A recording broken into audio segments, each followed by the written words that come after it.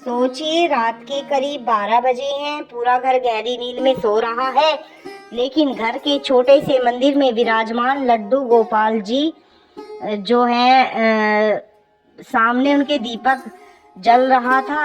अचानक वो बुझ जाता है। सुबह जब घर की बहू मंदिर का दरवाजा खोलती है तो उसके कदम वहीं रुक जाते हैं, क्योंकि लड्डू गोपाल के पास रात को रखा हुआ भोग अपनी जगह पर नहीं था। लेकिन हैरानी की बात सिर्फ इतनी नहीं थी, भोग के पास एक चीज रखी थी जिसे देखकर बहू की आंखों में आंसू निकल आए।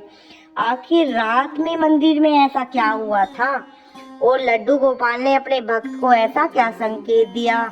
आज की कहानी आपको अंत तक जरूर सुननी चाहिए, क्योंकि इसका आखिरी हिस्सा शायद आपके दिल को छू जाए।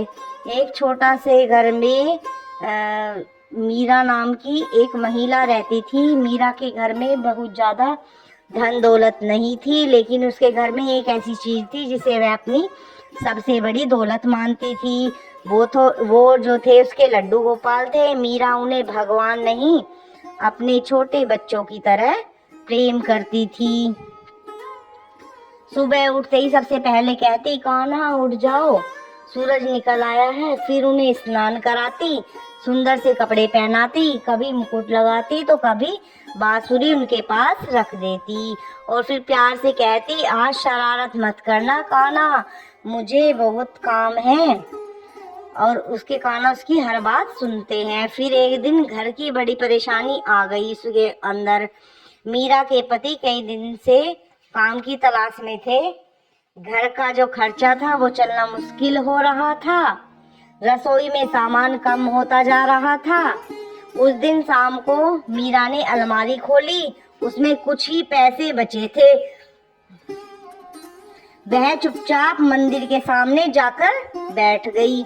लड्डू गोपाल को देखते हुए बोली, कान्हा, मैं आपसे कभी अपने लिए कुछ नहीं मांगती, लेकिन आज घर की हालत देखकर डर लग रहा है। उसकी आंखों में आंसू आ गए। बस मेरे परिवार की लाज रख लेना। फिर उसने लड्डू गोपाल को देखा और मुस्कुराने की कोशिश की। बाकी आप जैसा चाहो वैसा करना।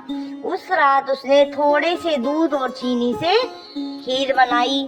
खीर बहुत कम थी, लेकिन उसने सबसे पहले एक छोटी कटोरी लड्डू गोपाल के सामने रख दी और कहा, लड्डू गोपाल, पहले आप खाओ। उस रात एक अजीब बात हुई। रात काफी हो चुकी थी। मीरा ने मंदिर की सफाई की, दीपक जलाया और लड्डू गोपाल से बोली, कान्हा, अब मैं सोने जा रही हूँ, आप भी आराम करना। वह मंदिर का दरवाजा बंद करके चली गई, लेकिन उसे क्या पता था, उस रात उसके घर में कुछ ऐसा होने वाला था जिसे वह जिंदगी भर नहीं भूल पाएगी। करीब आधी रात को अचानक बिजली चली गई। पूरा घर अंधेरे में डूब गया। मीरा की नींद खुली। उसे मंदिर के तरफ से जैसे किसी चीज के गिरने की आवाज सुनाई दी। वह उठकर बैठ गई। कुछ पल तक ध्यान से सुनती रही। फिर जो थी आवाज बंद हो गई। मीरा ने सोचा, शायद कोई चीज गिर गई होगी, और वो दोबारा से सो गई। सुबह मीरा हमेशा की तरह उठी। सबसे पहले मंदिर के पास गई। जैसे ही उसने दरवाजा खोला, वह एकदम रुक गई। उसकी नजर सीधे लड्डू गोपाल पर गई। रात को उसने उन्हें जिस जगह बैठाया था वो वहीं थे, लेकिन उनके पास रखी हुई खीर की कटोरी थोड़ी दूर पड़ी थी। मीरा हैरान हो गई, ये कैसे हुआ? उसने कटोरी उठाई। फिर उसकी नजर लड्डू गोपाल के पास गई। वहां एक छोटी सी चीज रखी थी। वह थी मीरा के पति की पुरानी घड़ी। मीरा ने घड़ी उठाई, उसकी आंखें भर आई, क्योंकि उसके पति वह घड़ी कई दिनों से ढूंढ रहे थे। वह घर के अलग अलग कोनों में उसे तलाश चुके थे, लेकिन जो घड़ी थी वो कहीं नहीं मिली थी। मीरा सोचने लगी, ये घड़ी यहाँ कहाँ से आई? तभी उसके पति मंदिर में आए। मीरा को घड़ी हाथ में ले देखा। वह बोले, अरे मेरी घड़ी। मीरा ने कहा, लेकिन यह यहाँ कैसे आई? दोनों कुछ देर तक एक दूसरे को देखते रहे। पति ने घड़ी हाथ में ली और तभी उनकी नजर घड़ी के पीछे लगे एक छोटे से शब्द पर पड़ी। वहां लिखा था कान्हा। वह मुस्कुराए। ये तो मैंने पहले खुद लिखा था। मीरा चुप हो गई। फिर अचानक उसके मन में रात को बात आई। वह बोली, कल रात मंदिर से आवाज आई थी। पति ने कहा, शायद घड़ी यहीं कहीं पड़ी होगी और रात में नीचे गिर गई होगी। मीरा ने सिर हिला दिया। हो सकता है, लेकिन उसके मन में एक सवाल रह गया, घड़ी मंदिर तक आई कैसे? लेकिन मीरा को एक बात समझ आ गई थी कि शायद चमत्कार हमेशा वैसा नहीं होता जैसा हम सोचते हैं।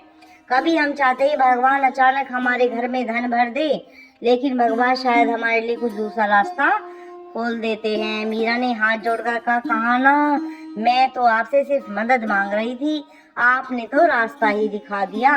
फिर वह मुस्कुराई, लेकिन एक बात बताओ, मेरी घड़ी मंदिर में आई कैसे? घर में कोई इसका जवाब नहीं दे पाया। कुछ दिनों बाद मीरा के पति को काम मिल गया। घर की स्थिति धीरे धीरे ठीक होने लगी। एक दिन मंदिर की सफाई करते समय मीरा को लड्डू गोपाल के आसन के पीछे एक छोटी सी पर्ची मिली। उस पर मीरा के पति की लिखावट थी।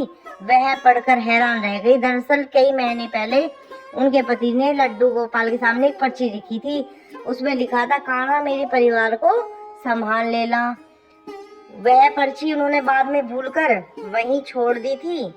मीरा की आंखों में से आंसू निकल आए थे और अब वह बहुत खुश थी। मेरे कान्हा हमेशा मेरे साथ है।